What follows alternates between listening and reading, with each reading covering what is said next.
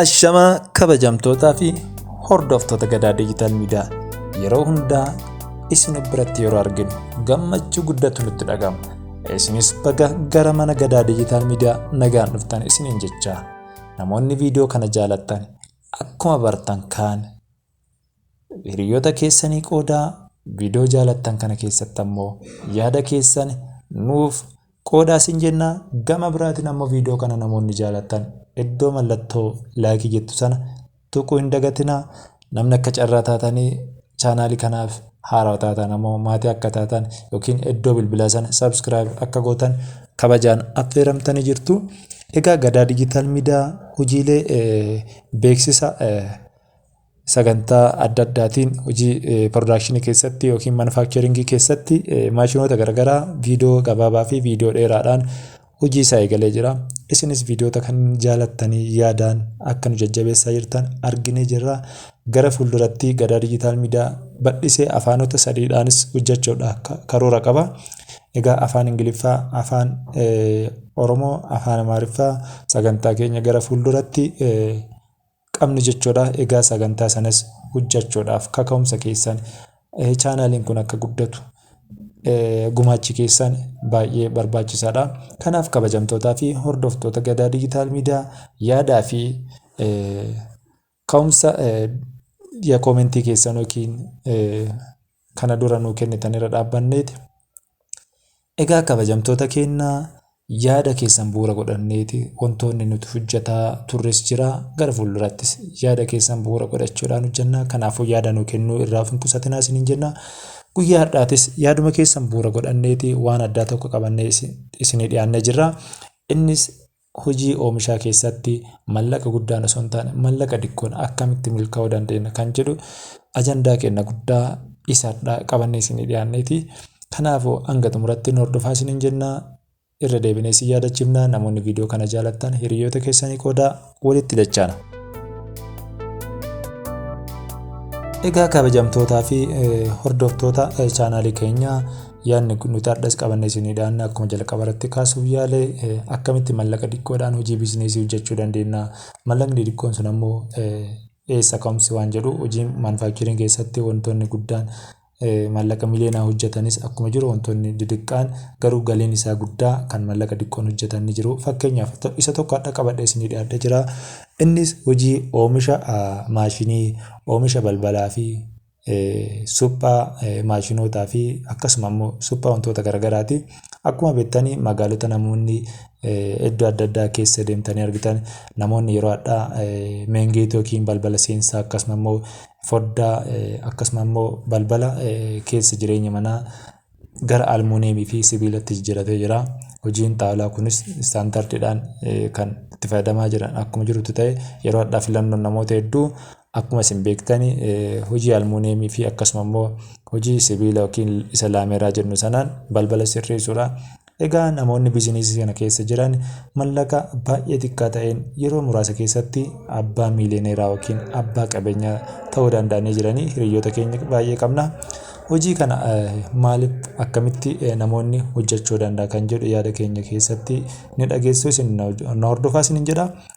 Egaa akkuma jalqaba irratti isiniif kaasuu yaale hojiin suphaa sibiila yookiin tolchaa balbalaa foddaa wanti inni barbaachisu inni jalqabaa maashinii suphaati yookiin maabayyajaa maashin kan jennuuni. Egaa maashiniin kun gosa lamatu jira. Maashinii biyya alaatii galuu fi maashinii biyya keessatti hojjetamu jechuudha. Egaa maashinoonni biyya alaatii seenan akkaataa kaampaanii moggaasa isaanii kenneedhaan saalii, inkoo fi maakiyaataa kanneen jedhan ni jiru. Egaa biyya keessatti kanneen hojjetaman ammoo kooppeeriidhaan, almuuniyeemii fi sibiilaadhaan ogeeyyii hojjetanii jiranii. Namoonni baay'een magaalota hedduu kan biyya keessatti hojjetaman kanaan hojii kana eegalan jechuudha. Egaa wanni hojii suphaa kanaaf barbaachisu yookiin oomisha balbalaa fi foddaa fi akkasuma immoo maashiniitiif inni jalqabaa maashinii suphaa kana bitachuudha. Mallaqni isaa immoo sadarkaa humna inni suphuu danda'uuni. Egaa hanga humna 200 yookiin voltage paaworii isaa 200 hanga 450 gidduu kanatti Egaa kan 300 wantoota hedduu namaa suphuu danda'a. Namoonni 250dhaan volteejii isaa ilaalanii hojjetan ni jiru. Kanaaf mallaqa isaa yoo isinii kaafne ammoo kan biyya keessaa kun gatiin isaas hojiin isaas gaarummaa akka ta'e namoonni baay'ee itti amanii hojjetatu. Egaa hojii kana namoonni keessa seenan jechuudha hanga birrii yookiin mallaqa 10,000 hanga 15,000 hanga 20,000 ni bitu. Sadarkaa isaatiin akkuma isiniin jedhan. Egaa mee 15,000 qabadhaa 60,000 akkamitti hojii kanatti nama seensisuu akka danda'u ni ilaaltu jechuudha. 15,000 suphaa maashiniitiif bitannee jirra erga jenneeti. Egaa yaada biraatiin ammoo maal nu barbaachisaa?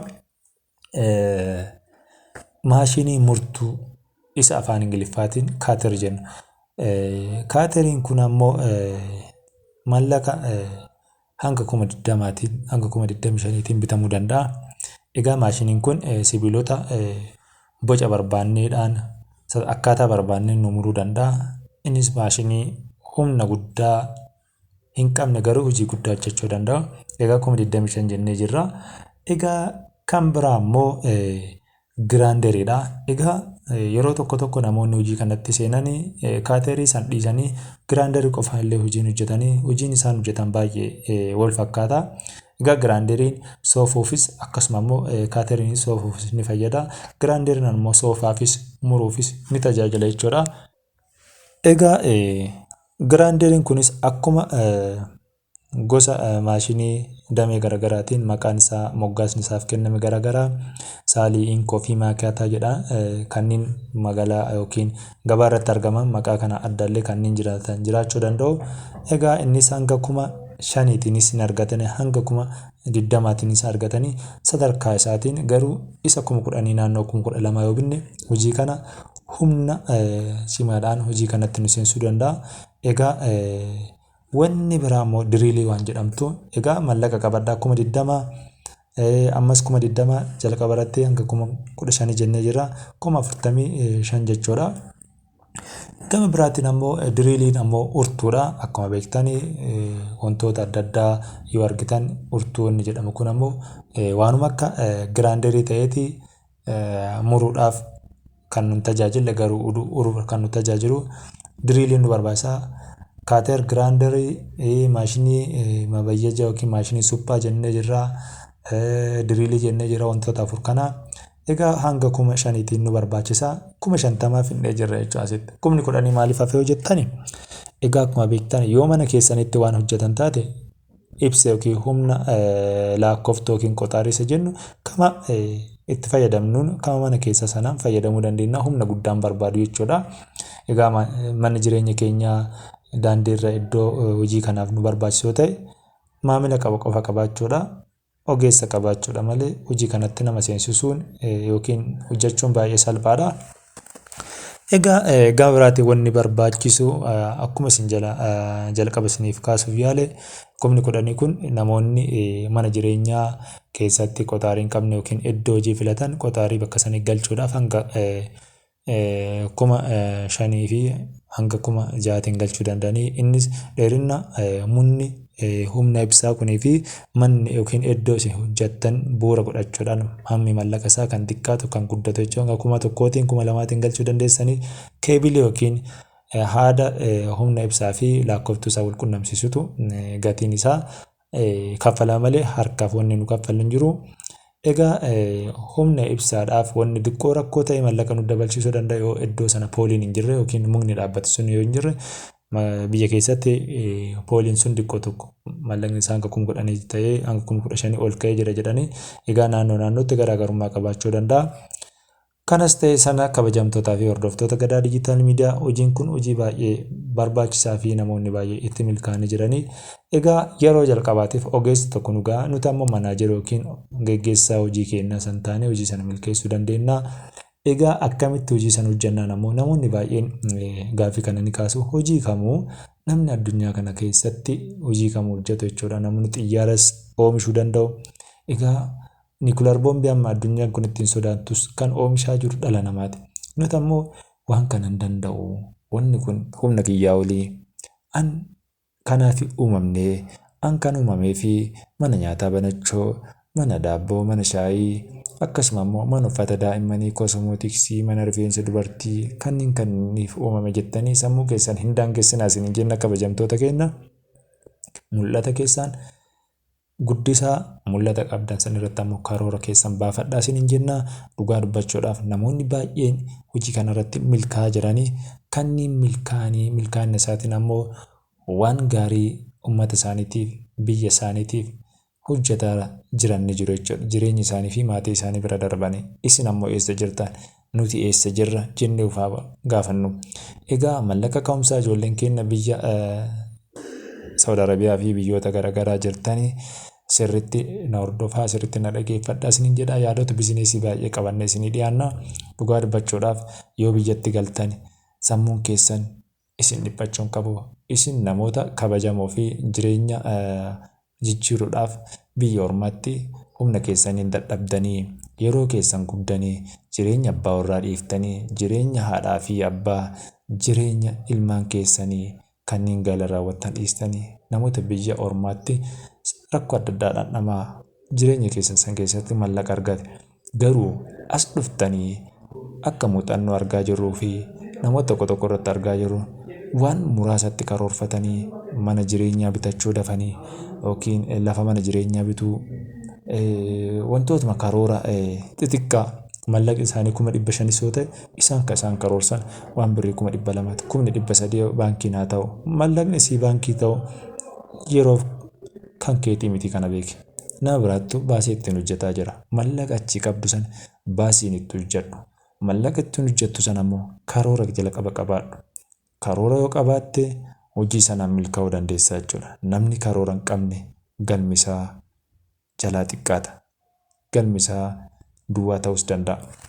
Kanaafuu maal isiniin jechuu barbaadeeti yeroo biyya ormaatii gara biyya keessanii galtan karoora keessan bal'isaa. Magaalaa keessa jiraattan keessatti haftanii jireenya keessa achitti geggeessuudhaaf of hin daangessinaa. Namni Naqamte jiraatu gara Finfinneetti dhiyaatee Finfinnee keessatti chaalenjii gochuu qaba. Akkasuma immoo namni magaalaa Shaashamannee jiraatu magaalota Finfinnee irratti dhufanii dhiibbaa uumuu qaban.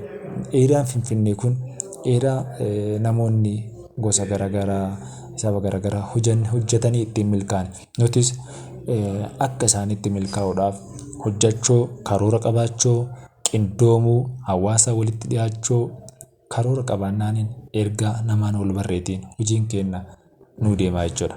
Mallaqa qofa qabaachuun gahaa miti, namaan walii galuun amala gaarii qabaachuunis murteessaa waan ta'eef jechuudha. Egaa kabajamtootaa fi hordoftoota Gadaa Diijitaal Miidiyaa dhugaa dubbachuudhaaf yaada nuti isinii dhiyeessaa jirrutti hedduun keessan ni gammaddan jennee abdii qabna. Yoo dogoggora namoonni of kolchaa. Ammas yaadonni nuti isinii dhiyeessuun yaada gaarii fi yaada fudhatama qabu akka ta'ee jirus abdii qabna. Gara fuulduraattis yaadota bizineesii akkasuma immoo hojiilee bizineesii keessatti namoonni ittiin milkaa'an kitaaba dubbisneerraa akkasuma immoo wantoota garaagaraa daawwannee fi muuxannoo qabnurraa kan isinii dhiyeessinu ta'a. Egaa jaalatamtootaa fi kabajamtoota Gadaa Diijitaal Miidiyaa viidiyoo xumuraa kana muuziqaa kilaasikaalii kanaatiin nuuf daawwadhaa isiniin jenna.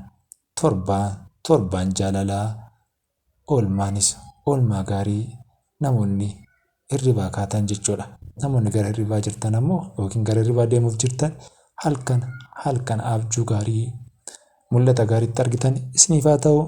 Horaa bulaa deebanaa muuziqaa ce'umsa kanaan ammoo nagaatti isiniin jennee jirra.